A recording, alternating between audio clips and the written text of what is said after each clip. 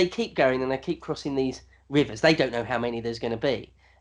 But in the end, they get to like the Hyphasis, the river Hyphasis, or modern day known as the Bias River. And this is the point. This is like the turning point where the men finally this is the revolt, if you like. And you could describe it on one end of the spectrum as a full-blown mutiny, and on the other, I've heard it as just simply like a sit-in. Not much more than a sit-in. Well, But yeah. But what's interesting is that nothing's ever like this has happened before. Like, never before have they been like, "Oh, Alexander, we think this is a bad idea. We're not going over here." Blah blah blah blah. And now, so I mean, what are you going to do, Alex? How you're going to make him bend the knee as well? Are you? Mm-hmm. yeah, well, I mean, he says it's his first and only real defeat ever, Yeah, really. yeah, Proper defeat where it's his will yeah. versus others, and Yes. he doesn't prevail. So yeah, on the banks of the Hyphasis, he says, "Come on, we've only got a little bit of land left before we reach the ocean, and we're right near conquering the whole world. Come on, guys!" And they're like, "No, look, first of all, you said we're going to liberate the Ionian coast. Then it was we're going to conquer all of Persia. Then we're going to hunt down Darius. Then it's going to hunt down Darius's killers, and now it's the Yeah, whole world.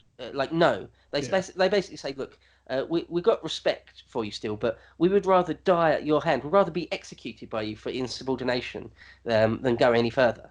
And Oof.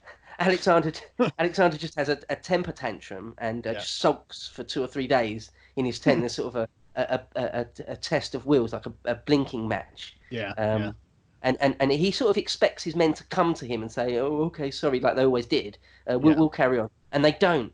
No one does come to him. See, Julius Caesar handled this way better.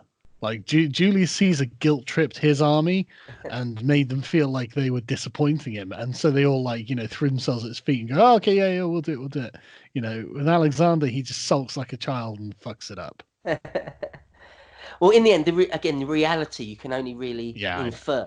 Must have been that um, uh, the men were just really super serious, and that Alexander Oh was yeah. staring down the barrel of having to execute the few remaining Macedonians or Greeks he's got left.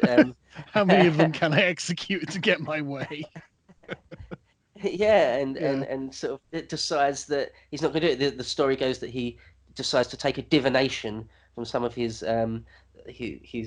seers or whatever, mm, and in the birds or the liver of a lamb or whatever it is, and they decide that it's not in Alexander's favor, and Alexander's able to use that to save some face to say, "Oh, okay, the gods do want me to turn back. We yeah. will."